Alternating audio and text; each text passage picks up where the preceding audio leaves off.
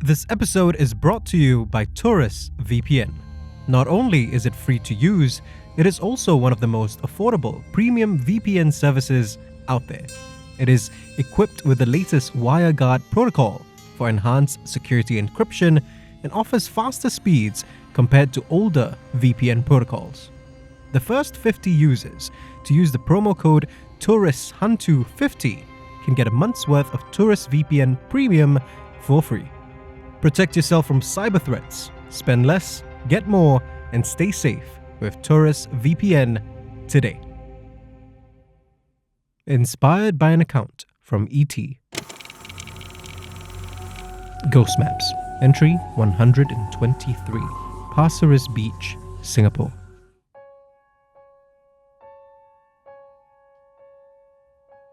I'm at a coffee shop along Paya Lebar with an interviewee you might recognize. You've probably seen him on television over the last 30 years. We picked this spot because we're less likely to get interrupted by onlookers. Still, a few people who've walked by the coffee shop have already recognized him. Even those who haven't at least seem drawn to him. There's just a certain aura about the man. It's almost... I stop and allow myself just a hint of a smile. I was about to say that his aura almost seems unnatural.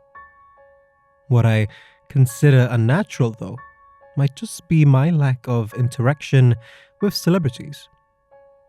For the sake of keeping him somewhat anonymous, let's just call him the host.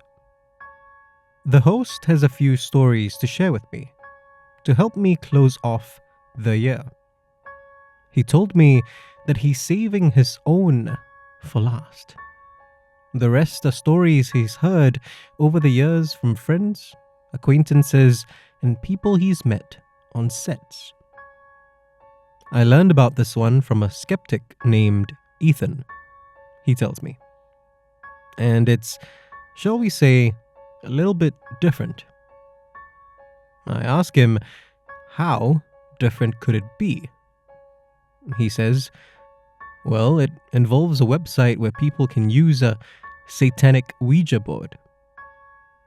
I don't think I've ever heard a more obvious cue to switch my recorder back on and ask my interviewee to start from the beginning.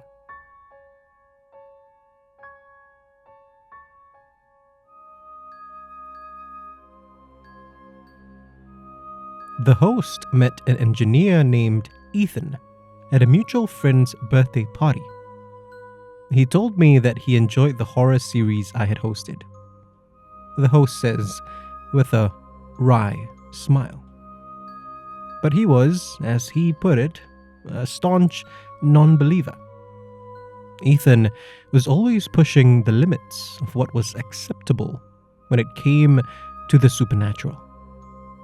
He said that he did it not out of disrespect, but because he wanted to have concrete proof of the supernatural. Until he had that, he just couldn't believe in creatures and spirits. Ethan told me that nothing had ever come close to making him question his skepticism, the host tells me. Except for one tragic incident in 2021. Ethan and 4 friends had decided that they wanted to try out a Satanic Oujia board. For 2 of them, Ethan included, it was just another way to find proof. For 2 of the others, though, it was about the thrill of doing something dangerous. The only problem was that 2 of those friends were overseas at the time. They wanted to do it through a video call at first, the host tells me. It would have been a hassle, though. Ethan was in Singapore, along with his old schoolmate, Lisa. Their mutual friends, Janice and Addie, were in the US and Australia, respectively. That meant that at best, they'd all need to find 3 identical Ouija boards with no guarantees that it would work. But then Lisa found a website that could help. The site allowed up to 5 people to use a digital satanic Ouija board. I asked the host how that even works. He says that the site had dedicated channels where the group could use their webcams to communicate with each other. They each had to prick their fingers and place their hands or fingers on their mouse or trackpads. The digital Ouija board would guide them, apparently, the host says, just like a physical one. The group reasoned that it had the same odds of working as 3 Ouija boards across 3 continents. With the digital board, though, at least it was more convenient and certainly a new experience. Ethan had said that he didn't know how Lisa found it, the host tells me. He suspected that maybe she was looking for it on the dark web. In retrospect, he wasn't even sure if it found Lisa instead.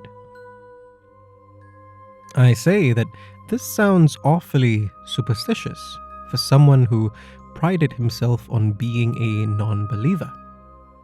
The host smiles. That's what I thought too, until Ethan told me what happened. The 4 friends had agreed on a time and date to meet online.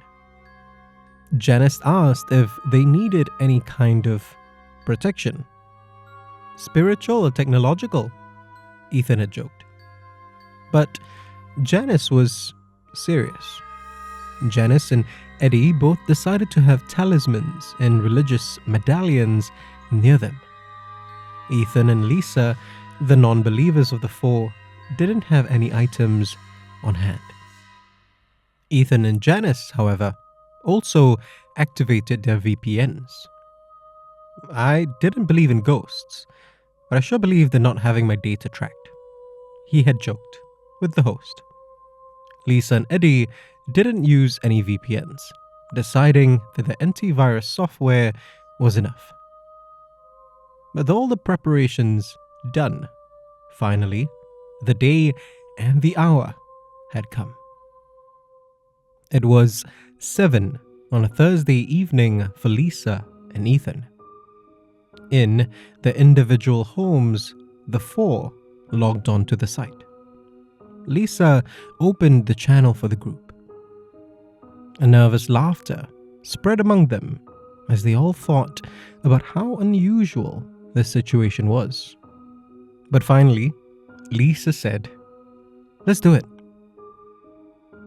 Together, the 4 pricked their fingers and placed their hands on their mice and trackpads. Nothing happened at first.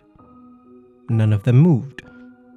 But then, Ethan felt a strange sensation, like something was sucking the blood out of his finger. He looked down at his mouse. Sure, there was a bit of blood on it, but not a whole lot. And then the cursor on the digital Ouija board started to move. "Are you guys," Janice asked, too excited and frightened to finish her thought. But everyone else nodded. Their fingers or their hands were moving along with the cursor, but beyond their own control. Ethan wanted to take his hand off the mouse, but some force stopped him. All 4 of them unwillingly guided the cursor around the Ouija board. "So, who's going to ask the first question?" Eddie had said, his voice cracking a little.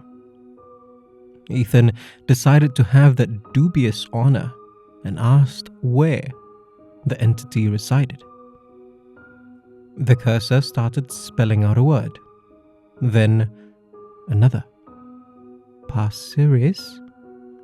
Lisa said, after the cursor stopped moving. She laughed nervously. It's in my neighborhood. Everyone chuckled along, but despite being separated by great distances, the tension between them was palpable. The rest asked a few more innocent enough questions. Can you give me 4 lucky numbers? Will I find true love? That sort of thing. It wasn't enough to make Ethan a believer. Even as all this was happening, he figured there was some psychological reason for his inability to move his hand away. A lack of an answer, he had told the host, was not proof of the existence of the supernatural. They were all ready to end their session when Lisa asked one last question of the digital Ouija board. When will I die? A silence fell upon the channel. Lisa, Janice had said worriedly. The hands and fingers started to move. The cursor spelled out a date. S, said Lisa as the cursor landed on the letter. U, said Ethan. N, said Janice. The 4 spelled out the rest of the board's answer. Sunday. 3 days from that night. I think we should end this now, Eddie said. Before anyone else could agree, though, Lisa suddenly yelped in pain. The others panicked and asked what was going on since they couldn't get a clear look through the grainy feed.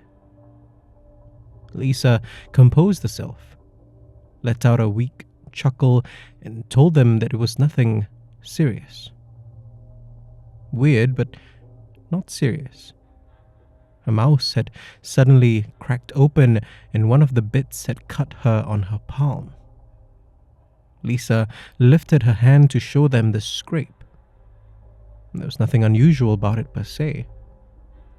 It was only a week later that Ethan realized that the cut was across her palm's lifeline. By Sunday, the 4 friends had seemed to have forgotten about the warning. After all, they were skeptics and thrill seekers. This certainly wasn't the first time something ominous had happened to them, but they were still alive and well.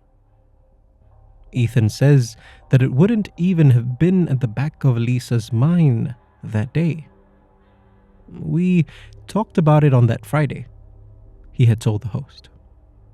She assumed it was just another crappy bot designed to mess with them or something. Lisa was spending her Sunday at Passeres Beach with some friends. She did this around twice a month, every month, without fail. She was an avid swimmer and loved playing beach volleyball.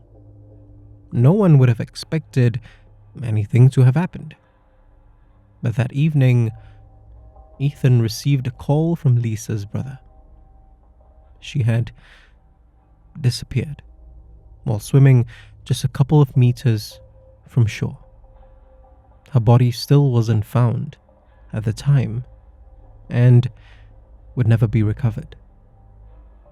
The host tells me, according to Lisa's friends, the last they saw of her, she was screaming, like something was dragging her under. Lisa's family held a service for her a week later. Within that week, Ethan had tried to get in touch with Janice and Eddie to let them know what happened, but he couldn't reach them. He didn't know any of their families, nor have any other friends in common. And he still hasn't heard from them.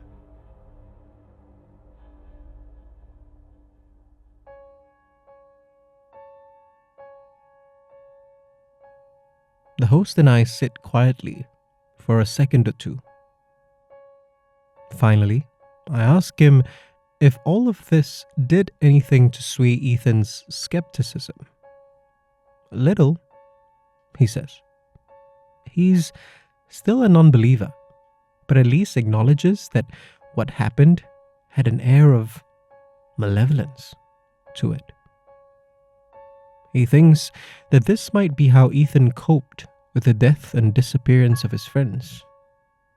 Staunch disbelief, but now is a form of grief, I guess, he says with a shrug. I nod, then ask the host if he managed to find out which spirit was responsible.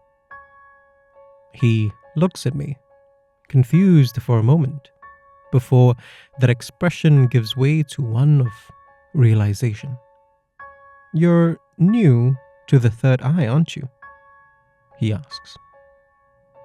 I tell him that he's right.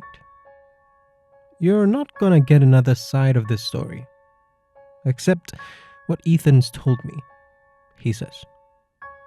Then he adds, after you've had the third eye for a while, you can start to tell the difference. The difference between what? I ask him. He smiles, mirthlessly. Between an encounter with a spirit and an encounter with a demon. Ah, that's all I can muster. The host's smile dips a little. That's enough of this story, he says. Shall we move on to the next one? This episode is brought to you by Taurus VPN. If you want to discover more of Southeast Asia's other side, subscribe now and follow us on social media. You can also be one of our supporters on Patreon. Look for We Are HANTU or click the links in the description. Ghost Maps is a HANTU production created by Kyle Ong and Wayne Ray, with art direction by Jolene Lin, and recorded on Audio Technica mics.